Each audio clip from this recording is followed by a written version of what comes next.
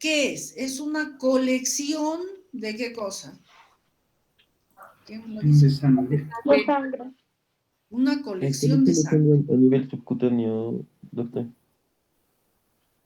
Ya subcutáneo, en este caso sería submucoso o subperióstico, porque el septum nasal, ya saben, tiene cartílago y tiene hueso, y está recubierto de el cartílago de pericóndilo. Entonces, ¿cómo ocurre esto del hematoma septal, sobre todo en relación a los cartílagos? De que hay un trauma tangencial, en que hay un frote, de tal forma de que despega el pericondrio del cartílago. Entonces crea un espacio virtual y ese espacio se llena de sangre. Entonces a eso se le llama un hematoma septal. ¿Ya? Ahora hay que recordar que el cartílagos en general y en este caso el septal, su forma de nutrición es por imbibición, por cercanía con el pericóndrio. Entonces, hay que, si no, si no se nutre el cartílago, porque el cartílago es avascular, el cartílago muere. ¿Ya? Y como hemos visto ayer, o digo en nuestra clase pasada, el esqueleto de la pirámide nasal en parte es cartilaginoso. Entonces, si muere esa parte de cartílago cartilaginoso, pues la nariz cae y crea diversas deformidades. Entonces, este acúmulo de sangre que se forma entre el pericondrio y el cartílago se hincha, ¿no? Y forma una bola, así como en la piel tenemos el famoso chichón, que sería, ¿no? Un hematoma, distiende la piel, en este caso distiende la mucosa, y se forman estas bolas que obstruyen la permeabilidad de las fosas nasales. Y de paso hay un exudado, una secreción serosa, un moco ceroso, como lo ven ustedes aquí, un poco transparente. En algún caso podría ser ligeramente serohemática. Importante recordar, miren ustedes, el resto de la pirámide de la piel y demás está dentro de las características normales. Miren la columela, las alas, la piel en general está un color, un rosadito normal. Pero si se complica, ya lo veremos enseguida cuál es el cambio. Entonces, este hematoma, reiterando, que el septum nasal, sobre todo la parte cartilaginosa, cuando hay un golpe tangencial, algo que ha frotado la mucosa y ha desprendido el pericondrio del cartílago, se forma este espacio virtual y se llena de sangre. Entonces queda el cartílago expuesto y como esta sangre que está acumulada, como la gente comúnmente dice sangre muerta, no está en circulación, entonces es una sangre que no nutre. Entonces este cartílago se va a morir si no actuamos rápidamente. Bien, entonces en su fisiopatología tenemos de que hay una rotura de los vasos sanguíneos del pericondrio porque se ha desprendido del cartílago. Puede haber una pequeña fractura del cartílago, pero que no ha roto el pericondrio y mucho menos la mucosa, que da lugar a crear este espacio virtual en el que se acumula esta sangre extravasada, ¿no? Entonces, su etiología es traumática. ¿Por qué suele ser mucho más frecuente en niños? Porque los niños, gran parte de su pirámide nasal es cartilaginosa. Ellos tienen muy poco huesito. Entonces, más que romperse el hueso, pues el cartílago se deforma ya que es un poco flexible y da oportunidad a que se decole este pericondrio y cause, como ven ustedes aquí, este hematoma. También pueden ser causas iatrógenas. ¿Qué quiere decir? De que el médico lo produce de alguna manera. Entonces, esto suele ser, por ejemplo, durante las septoplastías, unas intervenciones quirúrgicas, en la que decolamos el pericondrio del cartílago para poderlo trabajar. Y después no lo afrontamos adecuadamente. Entonces, ya reiterándole, si es que el pericondrio no está pegado al cartílago, ese espacio se va a llenar de sangre.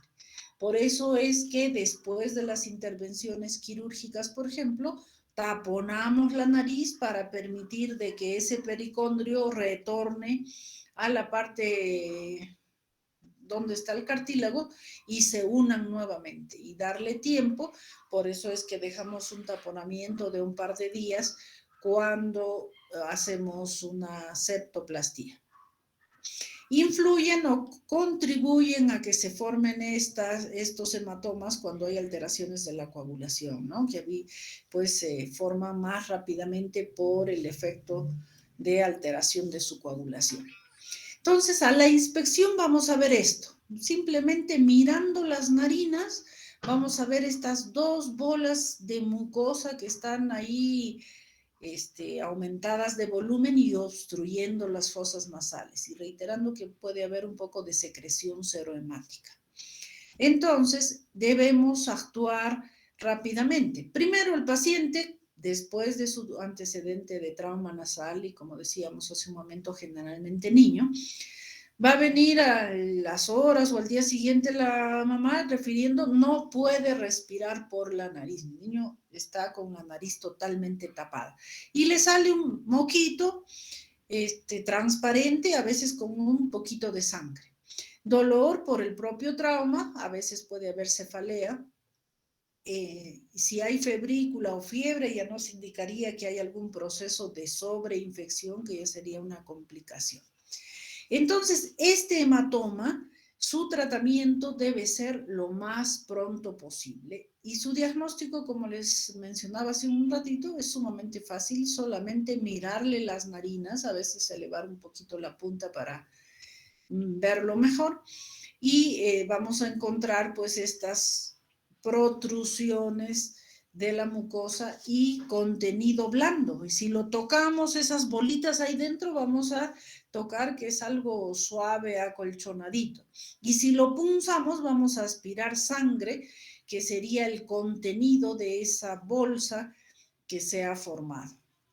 Bien, aquí más imágenes de cómo se ven los hematomas. Ya, miren cómo la mucosa está distendida y tiene contenido hemático dentro. Entonces, ¿cómo hacemos el diagnóstico? El antecedente de un trauma reciente, generalmente que no ha habido epistaxis, porque si hay epistaxis, eso ya quiere decir que esa bolsa se ha roto y el hematoma ha drenado. Entonces, generalmente en estos casos no hay drenaje de esto, sino más bien se queda coleccionado. Y esa colección, esa distensión es lo que ocasiona la obstrucción nasal. Ahí ven también otra figura y importante recordar que el resto de la piel de la mucosa se ve de un color y de características normales. Entonces, ¿qué debemos hacer en estos casos? Drenar ese hematoma, ¿ya? ¿Y cómo lo drenamos? Le hacemos un cortecito en la parte anterior donde hemos visto que está esa bolita muy prominente y vamos a aspirar, vamos a drenar ese contenido hemático y luego a retornar a hacer de que el pericondrio se una nuevamente con el cartílago. ¿Y cómo hacemos eso? Poniendo taponamiento nasal. Y como hemos manipulado y vamos a dejarle su tratamiento antibiótico profiláctico y su analgésico, por supuesto, porque fuera de que se golpeó con alguna cosa, nosotros también le hemos cortado y va a doler, entonces le debemos dejar su analgésico. Entonces, miren, drenando ese hematoma, ponemos un tapón de tal forma que comprima ese pericondrio nuevamente hacia el cartílago para que se adhieran y pueda pues nutrirse nuevamente el cartílago. Entonces, llenar bien la fosa nasal permitiendo de que ese cartílago, esa mucosa se una nuevamente. reiterando que hay que hacer un tratamiento sistémico de antibióticos y analgésicos por lo que acabamos de mencionar. Y es esto de tratar el hematoma septal sumamente urgente para evitar esta complicación. Como decíamos hace un momentito, el cartílago se nutre por estar junto con el pericondrio, que el pericondrio es el que está vascularizado. Si le quitamos esa vascularización, rápidamente el cartílago empieza a necrosarse. Y como el cartílago es el esqueleto de la nariz en la parte anterior, si hay pues una muerte, destrucción de este cartílago, va a haber deformidad de la pirámide nasal en su parte inferior. Puede quedar esto, silla de montar, puede haber fibrosis, puede haber también perforaciones. Recuerden que es porque se separa el pericondrio del cartílago, entonces hay isquemia del cartílago y necrosis, ¿no? Entonces deja estas secuelas y para evitar eso la intervención debe ser lo más rápida posible. Este absceso, este hematoma, esta colección de sangre puede sobreinfectarse por el tiempo que permanece o por, bueno, algún factor que entran gérmenes. Entonces ya no va a ser esa colección de sangre, sino va a ser una colección de pus. ¿Y cómo lo vamos a ver? Primero, que el paciente empieza a empeorar en el sentido de que se incrementa el dolor, se aparece fiebre y van a ver ustedes esto, congestión de las estructuras aledañas. Miren la piel de esta columela y de las alas están edematosas, congestivas, más enrojecidas y miren ustedes, está exudando secreción purulenta, ya no es el líquido ceroso transparente como lo vimos hace un momento. Incluso miren costras mielicéricas que están sobre ese hematoma y secreción purulenta. Entonces, ya a veces puede invadir toda la piel de la pirámide, que ya es mucho más complicado. Igual, miren esto, ya no solo son las bolitas rosaditas que tenían un color bastante de una mucosa normal, sino ya se ven más enrojecidos, más edematosos, con secreción purulenta y, como les digo, va a empeorar también su estado general. Igual que el hematoma, el tratamiento, claro, igual que el hematoma, el tratamiento es hacer un corte, aspirar, drenar toda la secreción purulenta y el detritus, porque sin duda ya va a haber cartílago necrosado allí, y nuevamente unir el pericondrio hacia el cartílago y dejar tratamiento antibiótico, pues de amplio espectro para combatir el absceso. Muy bien, chicos, ¿hasta ahí alguna duda, pregunta?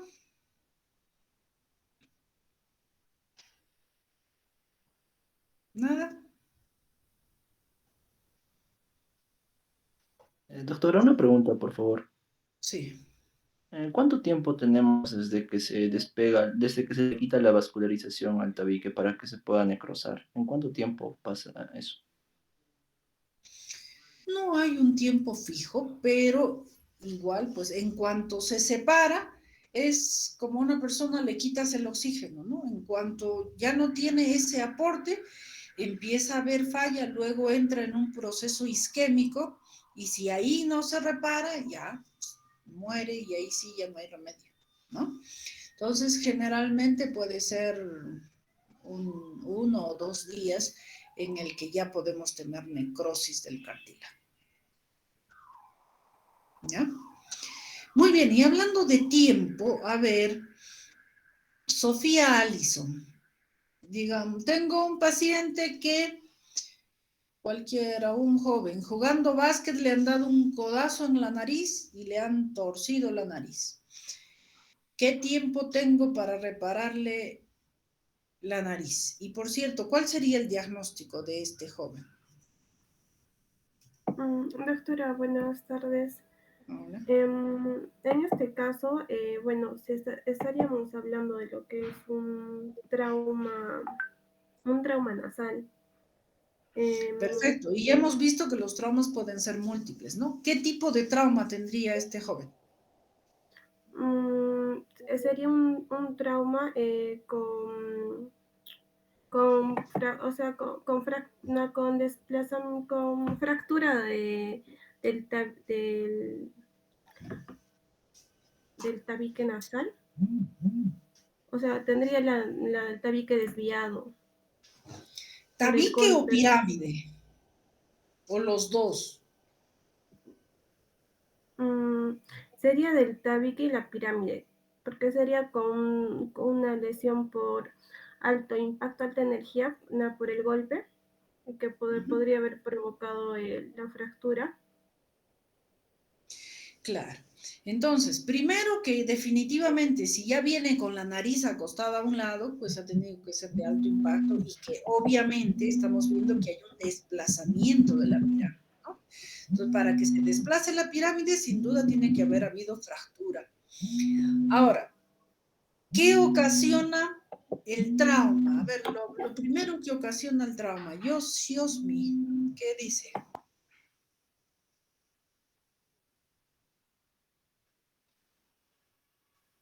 Sí, doctora, va a ocasionar, ¿no? Esa ruptura, ese despegue de lo que va a ser el periconio con el cartílago. Bueno, si fuera niño, ¿no? Este ya es más viejo, ya tiene más hueso, además de eso, ya estamos diciendo que la nariz está totalmente desplazada.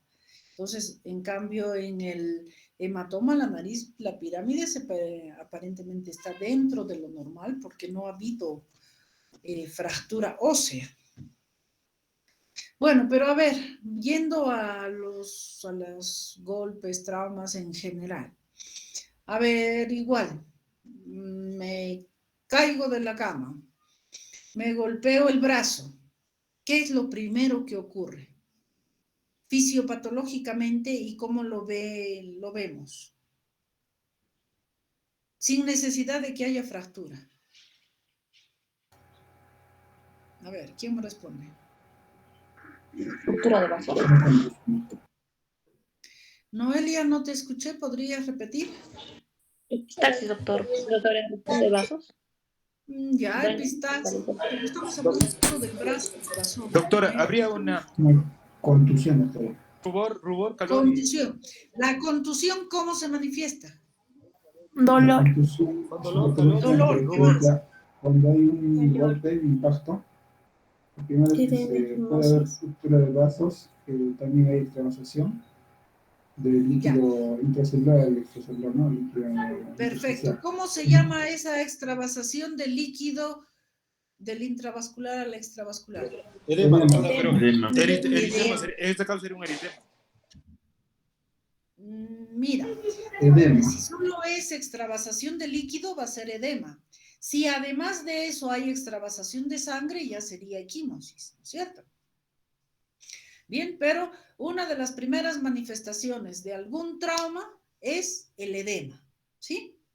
¿Y qué hacemos contra el edema? A ver, ¿cómo lo tratan el edema? ¿Qué dice Win Isabel? Presente, doctora. Hola, Eh, dime. un drenaje, doctor. Doctora, quirúrgico, inmediato del edema. Bueno, es drenaje quirúrgico. ¿El edema se drena? Depende, doctora, de la... Doctora, ¿quisieras tratarlo con antiinflamatorios? Ya, a ver, otras opiniones. Ahorita, depende del tamaño del edema, ¿no? Usualmente, si son pequeños, así como una caída de acá, será pues solamente hielo. Hielo, perfecto. Hielo, ¿y cuál es el efecto fisiopatológico del hielo? Vasoconstricción. Ya, perfecto. Muy bien, entonces recuerden ustedes que ante cualquier trauma que tenemos, cualquier contusión, me golpeé la frente, el pie, lo que sea, entonces lo primero que ocurre, el impacto rompe un poquito los vasos, ¿no? Y hace de que se extravase líquido, como ha dicho vuestro compañero, y eso produce edema, y también puede extravasarse sangre, entonces va a producir las equimosis. Entonces, una forma de evitar eso es causar el efecto contrario. Si lo que ha habido es vasodilatación, tenemos que buscar de que haya vasoconstricción. ¿Para qué? Para que ese líquido no escape del vaso, esa sangre no se escape del vaso. Alguno de ustedes acaba de hablarme del dolor. Por cierto, el dolor, ¿cuál sería la fisiopatología del dolor en este caso, del edema traumático? Sería por su posterior ¿cómo se llama? La liberación, ¿no? De las citoquinas. Ya, pero ¿por qué? Porque ese líquido que se está extravasando ocupa un espacio y esa distensión del tejido es lo que va a producir el dolor. Entonces, si yo tengo un golpe y antes de que haya esa extravasación, esa gran vasodilatación, yo le pongo hielo, causo vasoconstricción, evito edema y también disminuyo dolor. ¿Ya? Porque al haber, por ejemplo, en la inyección, cuando a uno le ponen la inyección, el pinchacito duele, pero lo que más duele es la entrada de líquido en el intramuscular, ¿sí o no? ¿Alguna vez les han puesto inyecciones o no? ¿Ya? El metamizante de la... Y bueno, por la característica del líquido, hay algunos que duelen más que otros, sí. Pero en general, lo que más produce dolor es la expansión del líquido. Por ejemplo, con la lidocaína, cuando nosotros lo infiltramos para suturar, hacer algo, duele el pinchacito, pero la entrada de la lidocaína duele más, hasta que la lidocaína actúe y se anestesia, ¿ya? Entonces, igualmente, recordar este aspecto muy importante que acaban ustedes de mencionar. Cuando haya algún tipo de trauma, para evitar, para disminuir el edema, el dolor, la equimosis y o prevenir incluso hematoma, algo frío, hay que poner algo frío. Entonces, si estamos haciendo deporte ahí en la cancha de fútbol, de básquet, siempre hay alguien que esté vendiendo un chupete, que tenga un helado. En la casa las abuelitas decían, a ver, carne fría de la refrigeradora o algo. En general, lo que hace efecto es lo frío para producir la vasoconstricción. Entonces, este aspecto también es importante que como médicos lo recuerden y bueno, como deportistas, como personas en general. Ahora la gente, no sé por qué ha perdido esa costumbre y se golpean, van al hospital mientras esperan la consulta, mientras no sé, lo ven, ahí están esperando y no se ponen un poco de hielo para evitar esa o algo frío, agua fría, lo que sea frío para evitar de que eso se hinche. Entonces, con las horas que está esperando, pues esa nariz ya va a estar totalmente hinchada, deformada, incluso cuando la palpe, ya no voy a poder palpar los huesos o el esqueleto de la nariz, sino pues voy a palpar una masa de líquido que me trastorna totalmente la identificación de las estructuras. Entonces yo no voy a saber si el hueso está torcido o no, porque yo estoy palpando un colchón de líquido ahí dentro. Entonces, en cuanto haya un trauma, importante ponerse algo frío. Si el paciente fue al hospital, igualmente, a ver, consíguete un chupete, un helado, una toalla fría, algo de hielo, y te vas poniendo mientras esperas que voy atendiendo al resto de los pacientes. Ese detalle es sumamente importante, porque incluso a veces llegan al hospital y la enfermera, el técnico, el médico, les dice, no te pongas nada, ni hielo. No, al contrario, eso ayuda muchísimo. Ahora, sí lo ven y le recetan su antiinflamatorio, su analgésico, está bien, pero eso ya es un coadyuvante. Lo primero que hay que hacer sería algo frío para evitar que haya edema y extravasación de sangre. Muy bien, entonces, si solo es contusión, pues el tratamiento será eso, su hielo, papita rallada, también es muy bueno, absorbe mucho y si es fría, lógicamente bien. Le dejaremos su ibuprofeno, tiene un efecto antiinflamatorio, pero no actúa sobre la extravasación de líquido. Y calma el dolor, entonces más actúa como analgésico. ¿Ya? Ahora, si hay fractura, entonces tendremos que hacer la reducción de fractura. Ahora, si está muy edematizado con su fractura, pues trataré, y eso es lo que a veces ocurre en el hospital, ¿no? Si es que hay mucho edema, que ni siquiera puedo palpar los huesos de la nariz, menos voy a poder corregirlos, porque hasta dónde empujo, cómo siento, porque es mi tacto el que me dice, empuja levanta, está simétrico o no está simétrico. Entonces, si hay un edema muy grande, no voy a poder hacer eso, y por eso es que se dice, pues, ¿no? De que, bueno, que bajes hinchazón 2, 3 días para hacer la reducción de fractura. Pero si evitamos eso, pues el tratamiento puede ser antes y resolvemos el problema antes.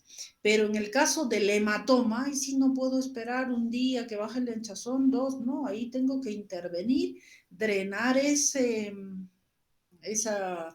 hematoma y o absceso lo antes posible, porque si no se necrosa la nariz y vamos a tener una deformidad sumamente desagradable en la nariz del paciente.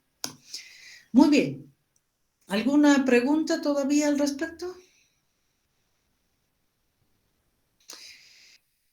Algo muy común. A ver, Glicerio iba a decir algo. En este caso, doctora, si es un traumatismo muy fuerte con el codo de la nariz, ¿podría haber una fractura expuesta? Podría, pero normalmente son cerradas, pero podría haber. Entonces, a ver, tú dime, si la fractura es cerrada, ¿cómo la trato? Y si es abierta, ¿cómo la trato?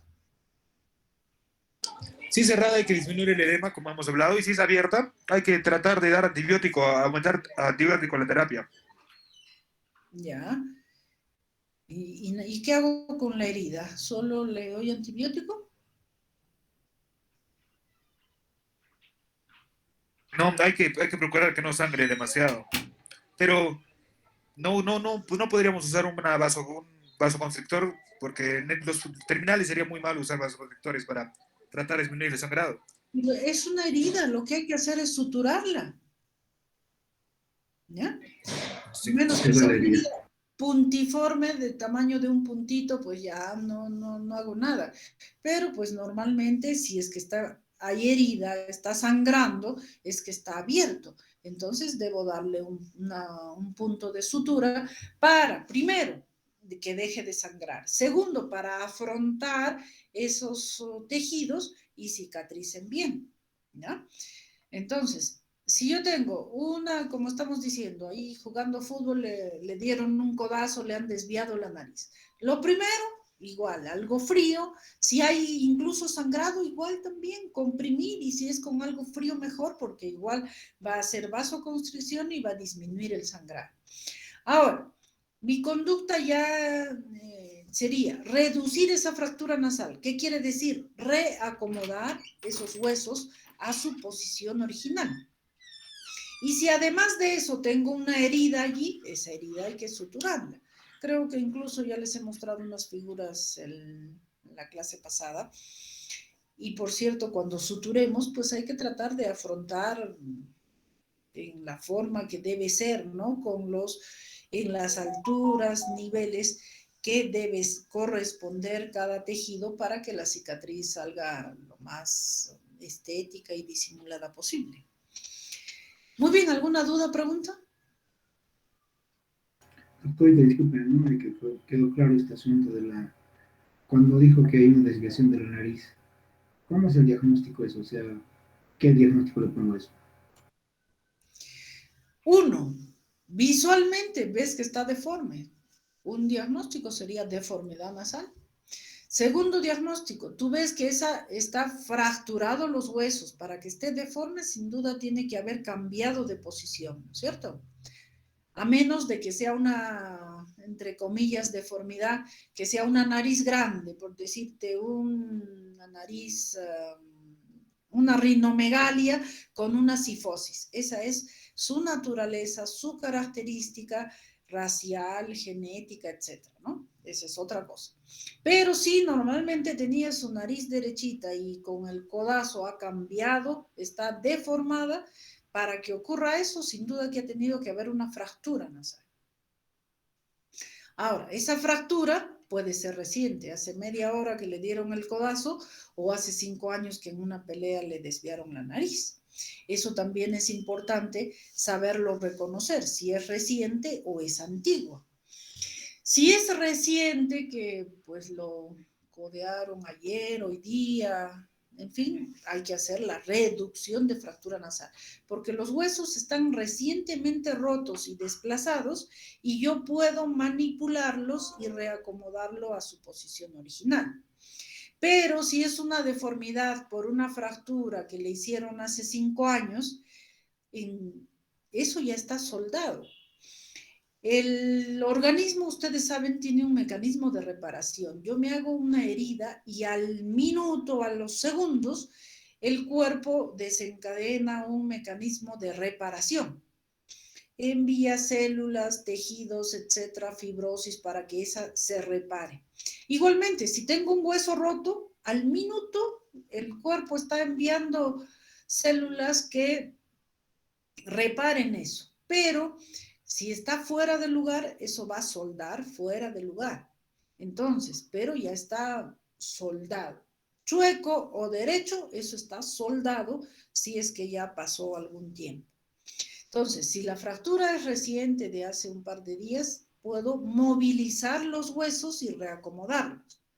Pero si la fractura fue hace 5 años, ya no voy a poder moverlo. Ahí lo que hay que hacer es pues una cirugía, una rinoplastía. Hay que romper los huesos a martillo y cincel, desarmarlo todo y volverlo a armar. No sé si eso responde a vuestra pregunta. Otra duda que queda en esto de los traumas nasales, yo no sé por qué ha surgido de que, no, si te has fracturado la nariz, tienes que esperar una semana para que te enderecen la nariz. No es así. Es en cuanto haya posibilidad. Si yo estoy en el campeonato de karate y al minuto le han roto la nariz a un participante, en ese minuto, si yo puedo actuar, le reduzco la nariz, la fractura, se la acomodo. Incluso los pacientes suelen decir, los deportistas, en calientito yo mismo me lo he acomodado mi nariz. ¿Han oído ese término? Incluso antes de que empiece el dolor, ya se lo han acomodado la nariz. Sería lo ideal, en cuanto ocurre el problema, resolverlo. Pero pues normalmente mientras van al hospital, consiguen la cita, etcétera, pasa algún tiempo. Y si, como les digo, pues ha pasado demasiado tiempo, nadie ha actuado y está muy edematizado, ahí es cuando postergamos un poquito para que ese edema disminuya y me permita hacer las maniobras de reducción. ¿Ya? Entonces, lo ideal es hacerlo inmediatamente. Que pueda haber algún factor que postergue esa intervención, podría ser, pero no es como comúnmente suelen decir, no, te tienes que esperar. Y pasa, el paciente fue del campo deportivo al hospital y alguien le dijo, no, pero si te acabas de fracturar, tienes que esperar 3 días y recién vienes. Y el paciente a los 3 días no consigue consulta, referencia, etcétera, pasaron 30 días, ese hueso está soldado y ya no hay nada que hacer.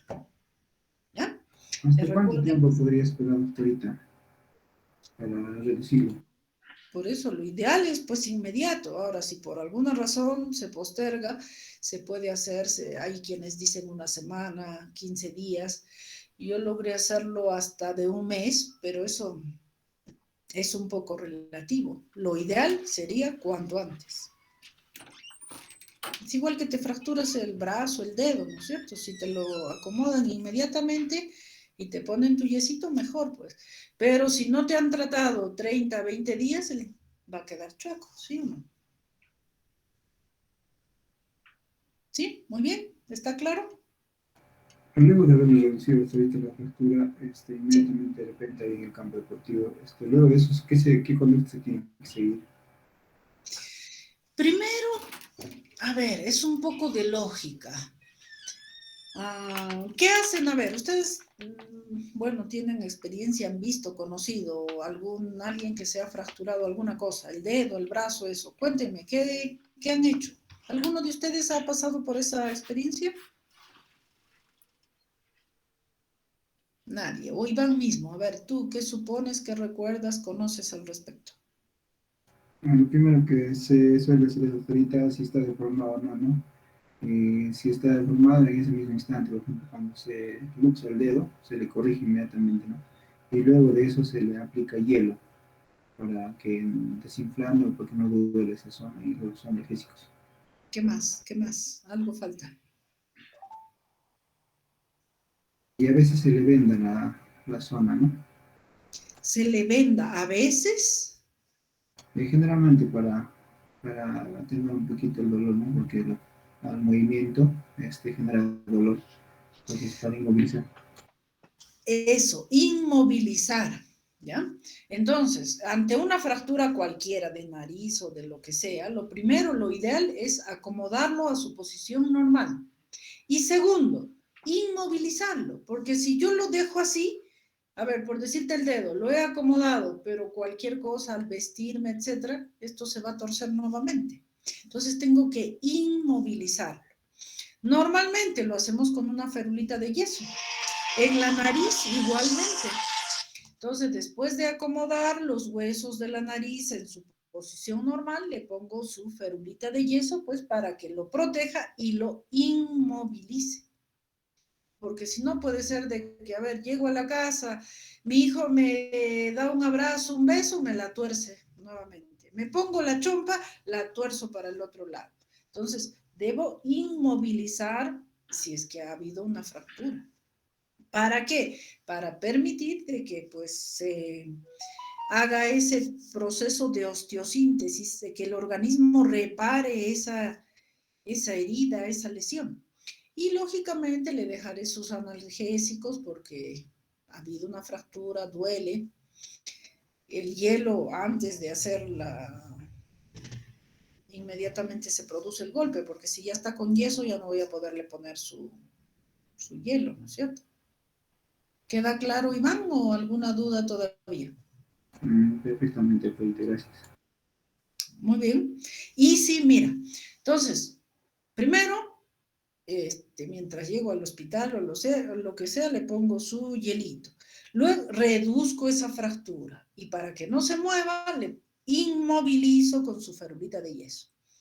Como ha habido trauma, dolor, la manipulación, le dejo su analgésico. Y si además ha habido una herida, pues suturo la herida y le doy tratamiento antibiótico profiláctico a que esa herida se nos vaya a infectar. ¿Sí? Si hay epistaxis, porque la fractura ha podido romper la mucosa y no romper la piel, entonces igual, si hay epistaxis, pongo mi taponamiento, igualmente dejaré mi tratamiento antibiótico profiláctico para que no haya infección. Primero, porque ha habido una herida a ese nivel. Segundo, porque estoy metiendo un cuerpo extraño. ¿Ya? Muy bien. ¿Dudas, preguntas todavía respecto a trauma nasal, fractura nasal, la conducta que debemos tomar, el tiempo en el que debemos intervenir? No hay.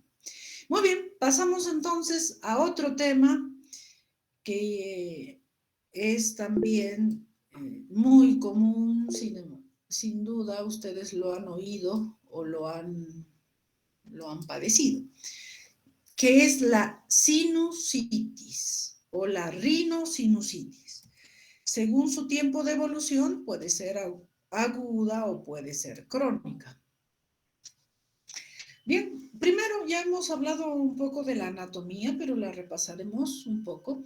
Los senos paranasales, y hemos dicho que son cavidades anexas a la nariz, y normalmente se comunican con la nariz a través de pequeños orificios que se llaman ostiums. Y por ese ostium debe entrar aire y salir el moco que normalmente se está produciendo, porque estos senos paranasales tienen la mucosa respiratoria, ¿no? Cilíndrica, ciliada, pseudoestratificada, con células caliciformes, ¿cierto? Entonces, ¿qué quiere decir eso? Que producen moco. Muy bien, tenemos el seno frontal, que normalmente tiene una pequeña lámina divisoria, que serían dos senos frontales. Los senos etmoidales, aquí en el medio de los ojos, que son dos grupos, y además no es un solo seno como es el maxilar, por ejemplo, son pequeñas celditas que se intercomunican, ¿no? Por eso se llaman también celdas etmoidales a cada uno de los lados de la nariz. Y los senos maxilares, que son los que están aquí a nivel de los pómulos, son los más grandes que tenemos. Y atrás, en el medio de la cabeza, tenemos también los senos esfenoidales. Entonces, el frontal, como lo ven aquí, está en la parte de la frente, se comunicaría con la calota, la parte anterior, atrás a través dividido con un hueso, con la fosa craneal anterior, por abajo con las órbitas, y sí es importante recordar estas, localizaciones y comunicaciones con las que tiene cada uno de los senos, porque las complicaciones también pueden ser locales, o sea, con estructuras aledañas a donde están. El seno maxilar o el seno de Highmore es uno de los más grandes, normalmente tiene una capacidad de 20 centímetros, de 20 a 30 centímetros aproximadamente, drena en el meato inferior y se comunica con la nariz a través del meato medio, donde está localizado su ósteo. En cuanto a su anatomía, como ustedes ven aquí en la figura, primero la parte superior está en relación al piso de la órbita, la cara medial está en relación a la nariz, el piso está en relación con la mandíbula y los dientes, y la cara lateral externa es básicamente con la fosa pterigomaxilar, ¿no? Entonces, recordar esto porque, por ejemplo, caries, procesos dentales tienen mucha relación con patología de seno maxilar. Caries de la mandíbula, del maxilar superior, por cierto, porque si es en el maxilar inferior, ahí no tendrían mayor relación. Los etmoidales están aquí en el medio de los ojos, entonces tienen mucha relación con los ojos y sus complicaciones también pueden darla hacia los ojos. Es importante recordar del seno etmoidal, lo veremos también en unos minutos, y el seno esfenoidal está atrás, en el medio de la cabeza. En cuanto a su embriología, pues cuando se forman intraútero, por supuesto, o por lo menos el esbozo, pero nacemos y se desarrollan muy rápidamente los senos etmoidales, estos que están en el medio de los ojos. Nacemos también con los senos maxilares, aunque están un poco, no solo pequeños, sino ligeramente con contenido todavía de mucosa y demás, y que después recién se van llenando de aire, como debe ser su anatomía normal. Y el seno esfenoidal, y sobre todo el frontal, tiene un desarrollo mucho más tardío. Incluso el seno etmoidal lo nacemos con él y crece, se desarrolla hasta que tenemos los 12 años. El seno maxilar igualmente nacemos con él, empieza un desarrollo mayor a partir de los 2 años y su desarrollo termina aproximadamente a los 10 años. El seno esfenoidal igualmente empieza cuando tenemos 2 años de edad y termina más o menos a los 15 años de edad. Pero, no está aquí. El seno frontal es el que más tardíamente empieza a formarse y es el que más tardíamente termina su desarrollo. Incluso su desarrollo puede ser bastante irregular. Hay gente que no tiene senos frontales, no han desarrollado senos frontales. Entonces, un niño, por decir, de 7 años, no tiene seno frontal. Si no tiene seno frontal, no puede tener sinusitis frontal. Pero sí puede tener sinusitis etmoidal y sí puede tener complicaciones de la sinusitis etmoidal. Muy bien, hemos visto que los senos paranasales tienen la misma mucosa que la nariz, por eso es, y por lo que están tan juntos, que es pues poco probable de que la patología sea netamente nasal y no sea de los senos. Normalmente son mixtas, por eso es que el término más correcto es llamarle rinosinusitis, porque se afecta todo el epitelio. Para que ocurra este proceso inflamatorio de la nariz y de los senos paranasales, deben existir algunos factores que predispongan a esto.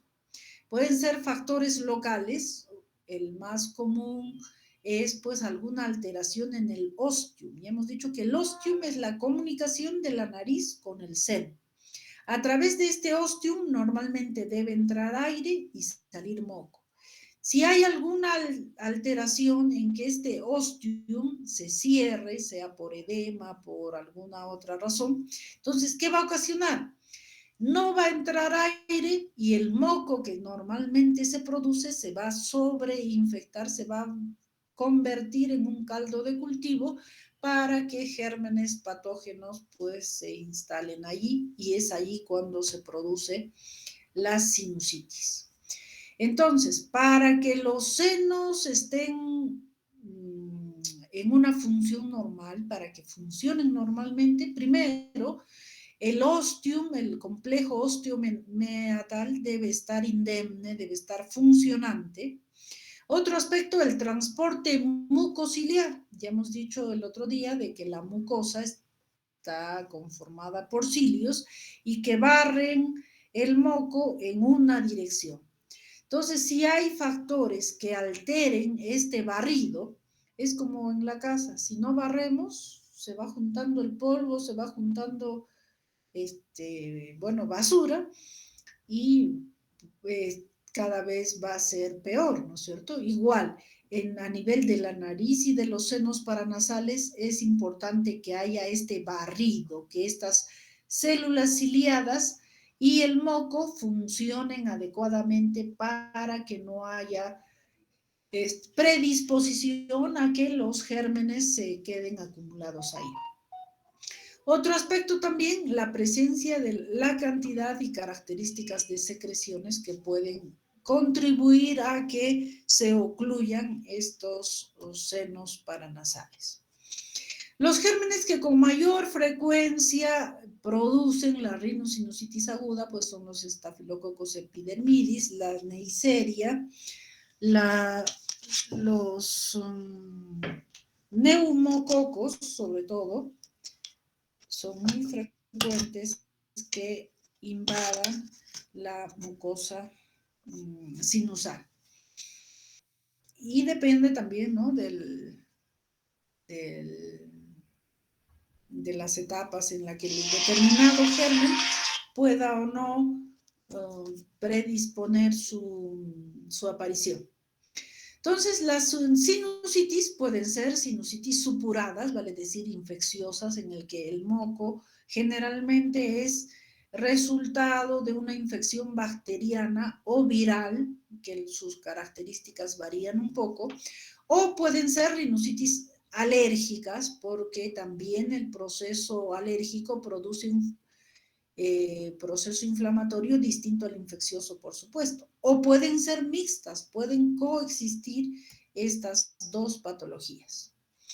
Su clasificación, dependiendo del tiempo de evolución, pueden ser agudas, pueden ser subagudas o crónicas, ¿no? Las agudas son aquellas que tienen 3 semanas o menos de evolución, las subagudas entre 3 a 6 semanas y las crónicas mayor a 6 semanas. Entonces, las rinosinusitis agudas, como decíamos hace un momentito, generalmente están las supuradas causadas por los Streptococcus pneumoniae, los Haemophilus influenza, Bramanella catarrhalis, Staphylococcus, Moraxella catarrhalis. Y dependen mucho ¿de qué? Uno, de la resistencia local, ¿no es cierto? Si hemos puesto un cuerpo extraño que evita el drenaje del moco, de los ostiums, por los ostiums, ese acúmulo va a ser un caldo de cultivo para estos gérmenes. Que alguno de estos gérmenes sea pues muy virulento, o la cantidad de gérmenes que nos han entrado pues son sumamente altas y que vencen el mecanismo de defensa del del huésped. Entonces, entre los factores predisponentes están las alergias. ¿Por qué? Parte del mecanismo de alergia es producir edema. Y si ese pequeño orificio que comunica el seno con la nariz se edematiza, pues se va a cerrar mucho más y va a predisponer al acúmulo de secreciones y a disminuir la entrada de aire y de esa forma predisponer a la sinusitis, al acúmulo de secreciones y de exudado a nivel del seno. Y este mismo puede sobreinfectarse, ¿no? Bien, las infecciones bacterianas agudas son las más comunes, ocasionan vasodilatación por la propia lucha con los gérmenes. Esto aumenta la permeabilidad capilar, produce edema, aumento en la producción de moco y también altera el pH de la cavidad del seno en este caso, y eso también altera la función de los cilios. Entonces, en el periodo de resolución, primero debemos evacuar ese exudado purulento, disminuyendo el edema, combatiendo los gérmenes para que se restablezca la función que acabamos de mencionar. Entonces, cuando hay este acúmulo de secreciones en los senos, suele haber dolor. Sí, también un poco el dolor, dependiendo de su localización, nos orienta también dónde puede estar la localización del proceso sinusal. Puede ser, si el dolor se refiere más a una parte aquí malar, probablemente la patología sea pues de los senos maxilares. Si el paciente refiere que el dolor es aquí entre los ojos, entonces probablemente sea una sinusitis etmoidal. Si el paciente refiere que me duele detrás de los ojos, en el medio de la cabeza, probablemente la sinusitis sea esfenoidal. Entonces, la cefalea puede tener estas diferentes localizaciones y también una característica importante, porque al haber la presencia de secreciones semilíquidas o líquidas en los senos, entonces con los movimientos que hacemos de la cabeza, la gravedad va a mover esos líquidos e incrementar ese dolor, ¿no? Por eso se llama que en la sinusitis existe un dolor gravativo. ¿Qué quiere decir? Muevo la cabeza y el dolor se mueve, me duele más la frente o determinada región malar. Muy bien, entonces parte también del proceso infeccioso, del mecanismo de defensa de la nariz, va a haber rinorrea, vale decir que hay un aumento en la producción de moco y si se está sobreinfectado, pues va a ser amarillenta, generalmente nos orienta más a estafilococos, a que si fuera verdosa nos orienta más a estreptococos. Como hay edema y presencia de una secreción mayor a la normal, como ven aquí los mocos que están saliendo de este niño, o como se acumulan en el seno, pues va a haber obstrucción nasal por el acúmulo de secreciones y por el propio edema que disminuye la luz, el calibre de las fosas nasales, de los ostiums, de los senos mismos. Y estos se pueden complicar con patología del oído, sobre todo de la trompa de Eustaquio. ¿Por qué? Porque la trompa de Eustaquio está situada, ya lo hemos visto en la clase pasada, atrás en la parte posterior de la nariz está la entrada a la trompa de Eustaquio y tiene el mismo tipo de epitelio. Así que por el mismo tipo de epitelio, por lo que están juntos, suele también afectarse la trompa de Eustaquio y producir edema y todo lo que estamos mencionando y puede producirse una otitis. También vamos a tener alteraciones del olfato. ¿Por qué? Porque este edema, porque las secreciones van a obstruir la entrada del aire al techo de la fosa nasal donde están las el bulbo olfatorio y por supuesto, pues al no llegar ahí las sustancias odoríferas, no va a tener la sensación de olfato. ¿Cómo diagnosticamos una sinusitis? Haciendo nuestra rinoscopía anterior. ¿Qué quiere decir? Mirar la nariz. Entonces, ¿qué voy a encontrar? Voy a encontrar la mucosa que va a estar congestiva, eritematosa, edematosa y secreciones de distintas características, ¿no? Entonces, si yo veo que por el meato medio está saliendo un moco purulento, pues no me queda duda de que existe una sinusitis. Ahora puedo hacerle una rinoscopía posterior, igualmente corroborar que esa secreción también esté en la parte posterior de la nariz. Y para verlo mejor, puedo hacer uso de elementos ópticos, ¿no? Un endoscopio rígido o un endoscopio flexible que nos da mayor visibilidad, nos magnifica las imágenes y además por su calibre podemos entrar a toda la extensión y toda la profundidad de la nariz. Entonces, en el examen físico, ya saben, el primer punto es la inspección, ¿no? El segundo sería la palpación, haciendo una digitopresión a la altura de donde están los senos, o el paciente puede referir de que le duele en el punto donde estoy presionando y eso nos orienta también donde puede hacer la localización del proceso sinusal. Otro método es la transiluminación, ¿no? Iluminando alguna zona por contacto, pues puede iluminar, ¿no? Pero esto se usa poco porque no siempre es factible, no siempre el paciente es colaborador y con los otros métodos lo podemos visualizar, pues mucho mejor. A ver, si es que todavía nos queda la duda o queremos ver extensión, magnitud y o ya valorar si es que este proceso tiene alguna otra complicación, entonces acudimos a la radiología. Normalmente en la radiología pedimos radiografía de senos paranasales. Cuando nosotros hacemos este pedido al radiólogo, el radiólogo nos manda dos incidencias, dos tipos de placa. Una de Waters, en que el rayo entra por el mentón hacia la placa, mentoplaca, y el otro frontoplaca, ¿no? Entonces se llama una radiografía de Waters y una de Cadwell. En la radiografía de Waters, que es esta, la primera, se ve mejor, miren, la pirámide nasal, por eso es que cuando pedimos huesos propios de la nariz, también nos mandan una de Waters y una lateral en el caso de los huesos propios. Entonces, se ve mejor los senos maxilares, frontales y las características de la pirámide.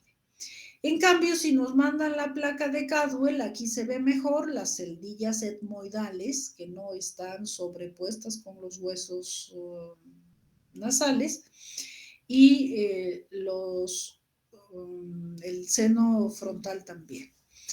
Muy bien, entonces pueden haber otras incidencias, la submento vertical y la lateral, ¿no? Suelen ser menos útiles, las más útiles son las dos anteriores.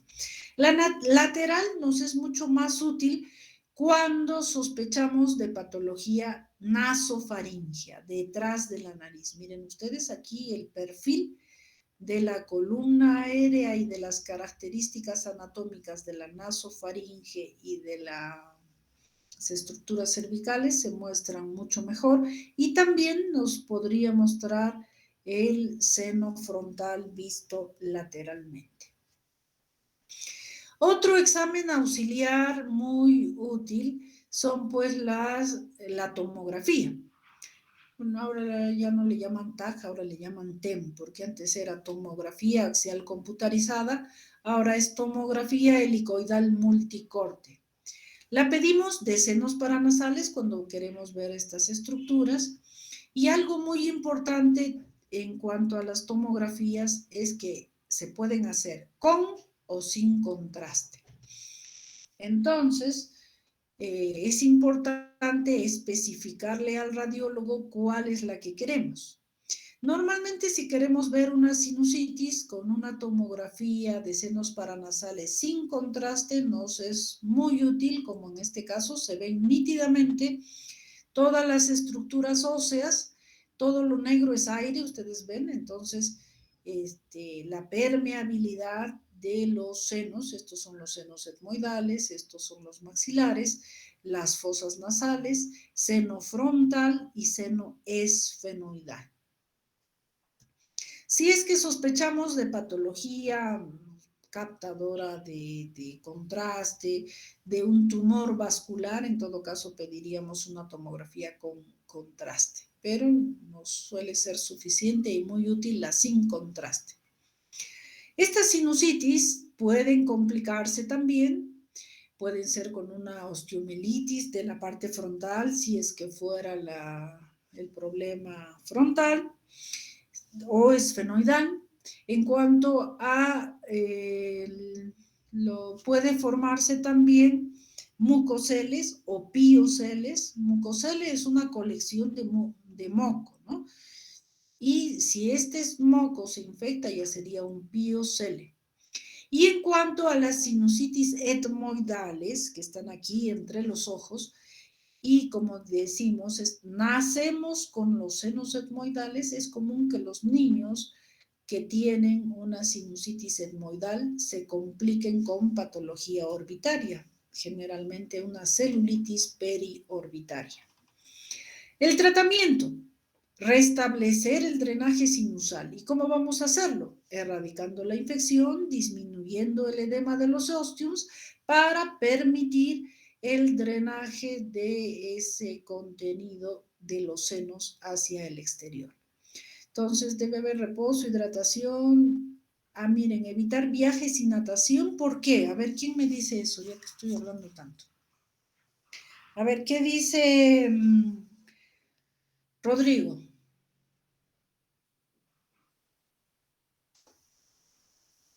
No está. Gary. No está. Maricielo. Doctora, presente. ¿Ya? ¿Cuál es la respuesta? Doctora, ¿sería un hematoma septal? Hematoma septal. A ver. ¿Por qué hematoma septal? ¿Cuál es la pregunta?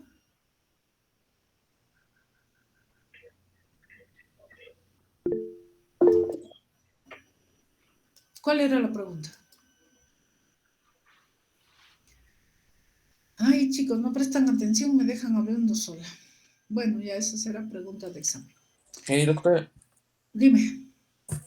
Bueno, no se recomendaría nadar o viajar, ya que en estas dos actividades o procesos va a ejercer presión sobre lo que es los senos paranasales, tanto ya que los senos paranasales también ayudan a aliviar la presión de la cavidad craneana, y es aumentado con la presión que se da en el vuelo o debajo del agua, causaría una mayor presión y mayor dolor a las personas que están con sinusitis, doctor. Ya, perfecto. Porque Doctora, sí. El viaje podría ser porque, sobre todo, como estábamos hablando en la clase de la sinusitis, que el movimiento puede agravar el dolor. Como, bueno, de viaje puedo explicar, bueno, que podría ser por el movimiento, ¿no? Que podría, sobre todo, aumentar el dolor del paciente y evitar nadar sería sobre todo, doctora, por, no sé, por el cloro que puede ser irritativo para esa zona nasal. No tanto eso.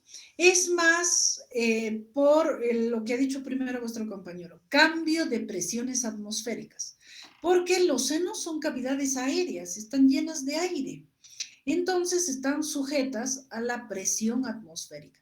Este aire que está dentro de los senos o el aire que está dentro del oído medio debe ser igual a la presión atmosférica externa.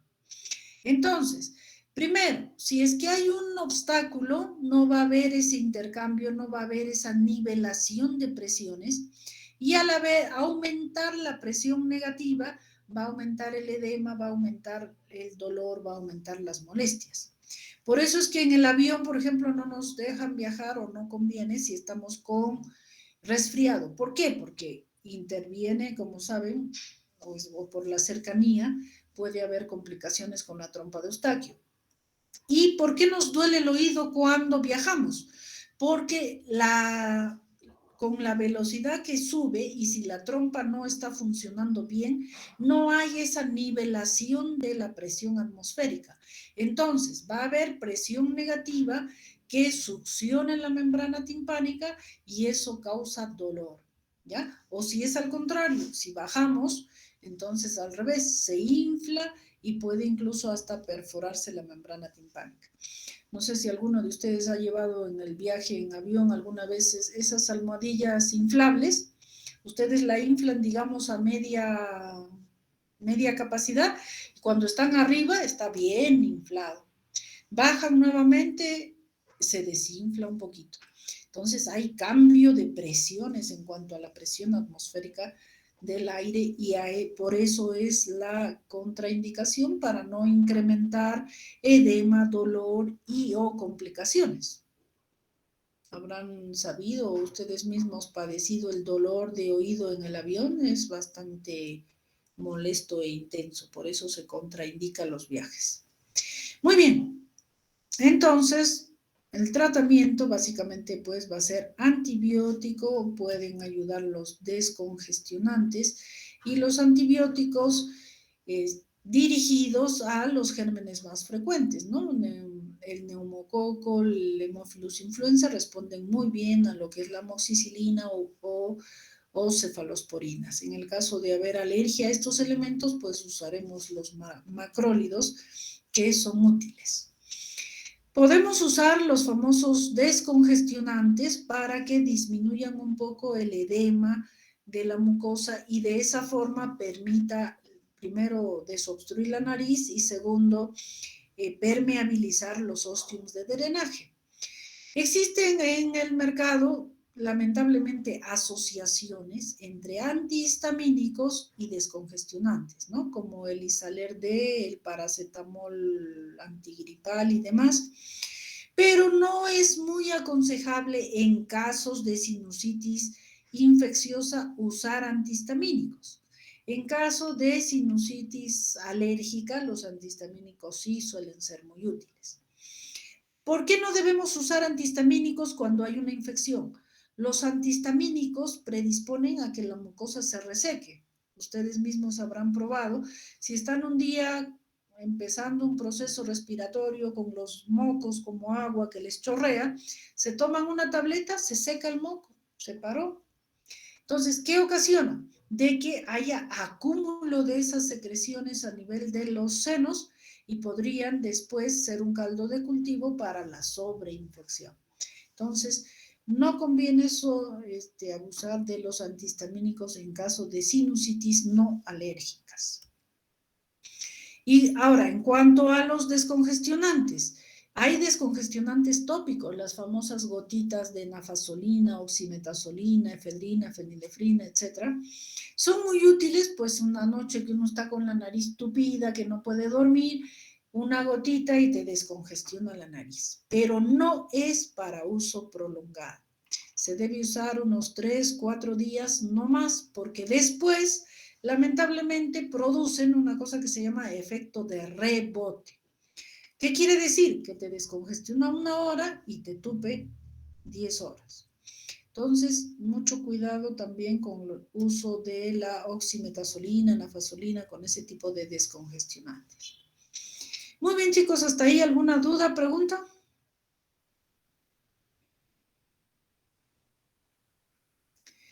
Muy bien, si no hay dudas, preguntas, entonces pasaremos a lo que es la rinosinusitis crónica. Su nombre lo dice, crónica es básicamente una clasificación por el tiempo. ¿Qué quiere decir? Que lo tenemos un tiempo prolongado, mayor a 6 semanas.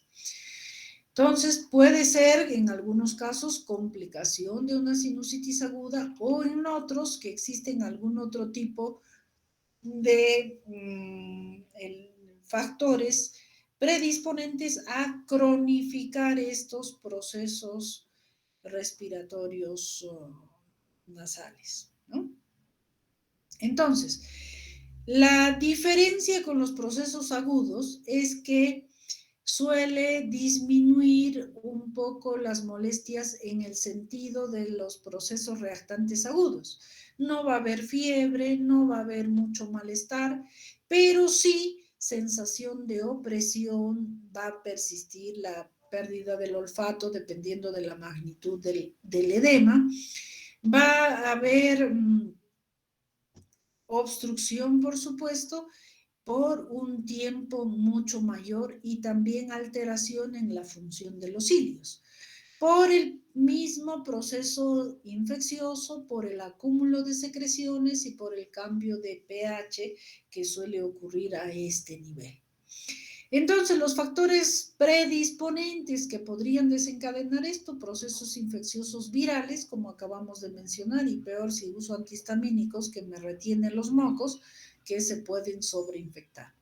Los procesos alérgicos, porque esto sí es crónico y causa un edema también crónico, que va a cerrar los ostium de drenaje de los senos.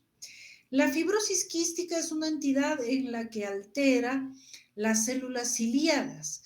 Entonces, ya que no va a haber barrido del moco, también va a haber pues predisposición a que se acumulen secreciones.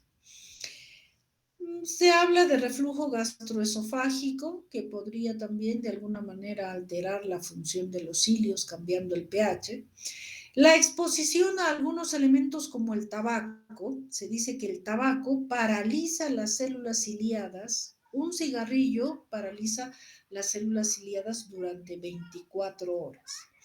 Entonces, los fumadores también tienen una menor función de las células ciliadas y, por supuesto, pues se emposan los mocos y predisponen a la sinusitis. Disquinesia ciliar es una entidad, como su nombre dice, hay alteración en la función de los cilios, igualmente emposamiento de secreciones. En el hipotiroidismo, diabetes, la diabetes predispone en general a cualquier tipo de enfermedades por inmunosupresión, así que también en el caso de la sinusitis suele ser un factor predisponente. Las desviaciones septales predisponen a los sinusitis, ¿por qué?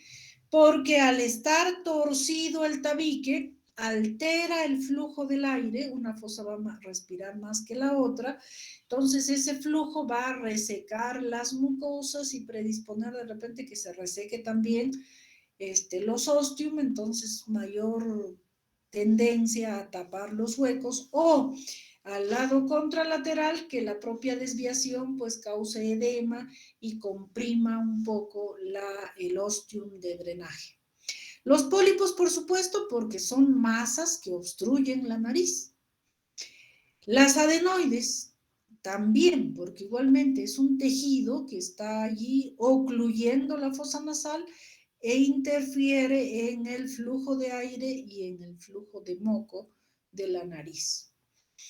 Los cornetes, cuando están hipertróficos, que pueden ser por diversas razones, generalmente alérgicas, pues si los cornetes son grandes, igualmente obstruyen la nariz y dificultan el flujo del moco y del aire. Permanencia de, aquí sonda nasogástrica, etcétera, de cualquier cuerpo extraño en general, lo hemos visto en la epístasis, en el taponamiento. Si yo dejo prolongadamente un cuerpo extraño, voy a predisponer a la sinusitis.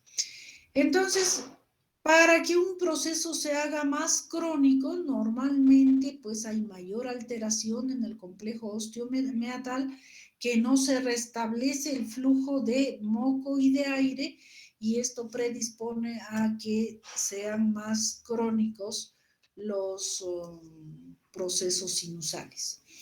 Y esta falta de intercambio gaseoso es uno de los que con mayor, producen esta mayor inflamación, ¿no? Por ejemplo, en las alergias o las infecciones producen edema de la mucosa. Este edema disminuye el calibre de los ostiums, obstruye los ostiums, no entra aire, hay hipoxia, altera la función de los cilios, se estancan los mocos y eso se forma un cultivo para que las bacterias entren y compliquen el problema. Entonces, factores anatómicos que pueden influir, hemos dicho el tabique desviado, si el cornete está muy grande, si existen bulas etmoidales, si los ostiums son muy pequeños, las desviaciones de septum que pueden alterar a ese nivel. Los procesos inflamatorios, por supuesto, alteraciones, ya hemos dicho, de los cilios, y también procesos de inmunodeficiencia, ¿no? Como la diabetes que predispone a que haya mayor sinusitis o algún problema obstructivo tumoral, sea tumor benigno o maligno, que altere el flujo de aire y de moco, va a predisponer a las sinusitis. Entonces, miren ustedes, como decíamos hace un momento, si en el examen físico yo veo moco purulento saliendo del meato, pues no cabe duda de que hay una sinusitis. Ahora, en otros casos, yo puedo ver esto, los pólipos. Estas son pequeñas masas, como ven, masitas blanquecinas, amarillentas, móviles, que son características de los pólipos. Entonces, dependiendo de la causa, pues haré el tratamiento, ¿no? Antibacterianos, si es que hay pólipos, sacar los pólipos, si hay cuerpo extraño, sacar el cuerpo extraño, si es que hay procesos de inmunodeficiencia, tratar la sinusitis, controlar la glicemia, etcétera, y dar tratamiento antibiótico dependiendo del germen que sea el productor o causante de esta patología. El diagnóstico, bueno, con el tiempo de enfermedad, que lo vamos a obtener con la anamnesis, con el examen físico, y en este caso, pues los exámenes auxiliares nos son más útiles para identificar cuál es el seno afectado y la permeabilidad de los ostiums y o alteraciones anatómicas o funcionales que pudieran estar predisponiendo la sinusitis. En esta radiografía de Waters, por ejemplo, vemos, miren, el seno maxilar derecho está bien permeable, está lleno de aire, y el seno maxilar izquierdo está ocupado por algún tipo de secreciones. Estos sinusitis también pueden causarnos complicaciones. Pueden ser complicaciones locales, vale decir un mucocele, piocele, osteomielitis, fístulas, abscesos, o a niveles aledaños a donde está el seno afectado. Si tenemos una sinusitis etmoidal, tendremos afecciones orbitarias, la celulitis periorbitaria es muy común, o puede haber abscesos o trombosis, incluso ya un poco a distancia por el drenaje venoso a nivel de trombosis del seno cavernoso. Y ya podrían haber también complicaciones a nivel del sistema nervioso. Pueden haber abscesos, meningitis, abscesos epi o subdurales o intracraneales mismos. Muy bien, entonces,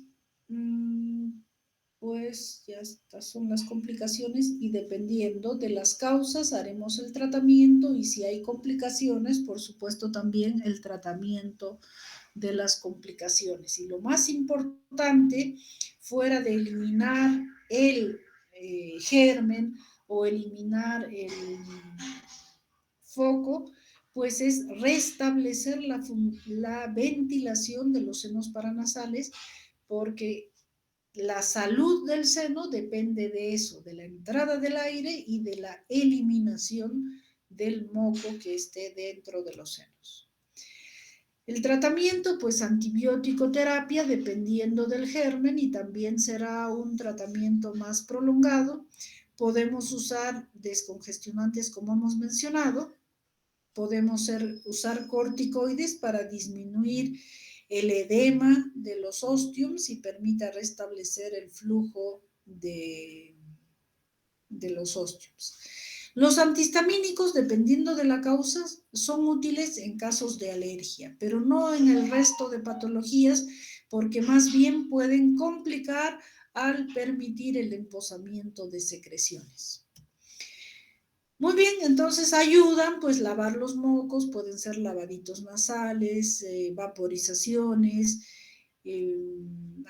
cosas que mejoren el flujo ciliar, evitar cigarrillos, evitar sustancias que paralicen los cilios, mantener una buena hidratación y sobre todo mantener la permeabilidad de los senos paranasales. Muy bien, chicos, hasta ahí alguna duda, pregunta. Doctora, ¿en algún momento se usa acetilcisteína? Sí. ¿Cuál es la función de la acetilcisteína, por cierto? Es un mucolítico. ¿Qué quiere decir mucolítico? Destruye, ¿no? Los que, si no me acuerdo, de cisteína. Claro. Hace de que el moco sea menos espeso, ¿no? Entonces, al ser menos espeso, va a fluir, va a poder eliminarse con mayor facilidad. Entonces, los mucolíticos sí suelen ser muy útiles, sobre todo si las secreciones son muy espesas, ¿no? Si es que es una sinusitis alérgica en el que el moco es acuoso, no tendría mucho sentido. Pero sí, si tenemos ahí una cantidad de mocos amarillos, espesos, muy filantes, ayudan muchísimo los mucolíticos, ¿sí? Podemos usarlos. Disculpe, usted dijo que teníamos que drenar, ¿no? Los abscesos o los senos, ¿no? Pero en este caso, digamos, cuando hay una sinusitis a nivel esfenoidal, a nivel de esto, esfenoidal y la parte posterior, en ese caso, ¿cómo se hace? ¿Se drena también? Sí. A ver, primero el drenaje tenemos que, se intenta con el tratamiento médico, ¿no es cierto? Fluidificando los mocos, fluidificando, bueno, disminuyendo el edema, combatiendo el proceso infeccioso. Pero sí, a ver si, ¿están viendo mi pantalla? Sí, Ya, a ver, voy a buscar una figurita que nos ayude. Aquí. Entonces, ¿se ve, no, la imagen? Sí, sí. Ya.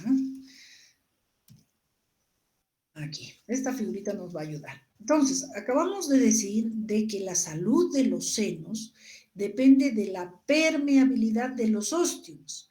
¿Por qué? Porque estas cavidades se comunican con la nariz por pequeños orificios que se llaman ostiums. Entonces, a ver, bueno, aquí no se ve el ostium, ¿no? Pero aquí, por ejemplo, este es el seno frontal. Se comunica con la nariz por un pequeño tubito y un huequito. Entonces, si este huequito está tapado, si solo es por moco, por edema, con nuestros corticoides, antibacterianos, restablecemos el flujo, pues perfecto.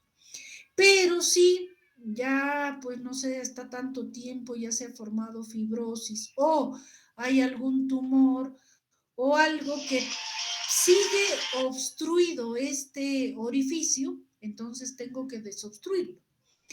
Ahora, bueno, hasta hace algún tiempo, por decirte, el seno frontal, pues lo tenía yo que abrir por aquí afuera, sacar la tapa externa, lavar, etcétera, y volverlo a tapar. En el seno maxilar, una operación de catwalk look, por aquí por la gingiva, entrábamos y igual limpiar, lavar o incluso punciones y sacar pus, meter aguas, lavar. Ahora con la era de la cirugía endoscópica es mucho más fácil y muy accesible. Primero, el endoscopio tiene un calibre de generalmente unos 4 milímetros que nos permite entrar y ver toda la nariz en su extensión. Incluso existen ópticas que tienen angulación de 30 grados, 45, etcétera, que nos permite ver mejor los ostiums de cada uno de estos senos. Y también, pues, existen pinzas y demás que podemos abrir todos los senos. A través de la nariz abrimos el ostium del seno maxilar, abrimos el ostium del seno frontal, del esfenoides, abrimos los senos etmoidales en su integridad con la endoscopía nasal. ¿Eso responde a tu pregunta o te queda todavía alguna duda? No, gracias. ¿Ya? Entonces, mire, por ejemplo, aquí en esta figurita, bueno, aquí no, en el meato medio está el ostium de drenaje del seno maxilar. Entonces, aquí en esta figura se ve mejor. Miren, este tubito, este es el ostium para entrar al seno maxilar. Este es el ostium del seno frontal. Entonces, con mi endoscopio yo puedo acceder a esta zona y tenemos pinzas un poco curvas que nos pueden ayudar a arrancar tejido, huesito, tumores, mucosa edematizada, etcétera, para ampliar y o abrir este ostium, igualmente de los otros senos, tanto frontal, esfenoidal, etcétera. Muy bien. Muy bien, ¿alguna duda, pregunta más?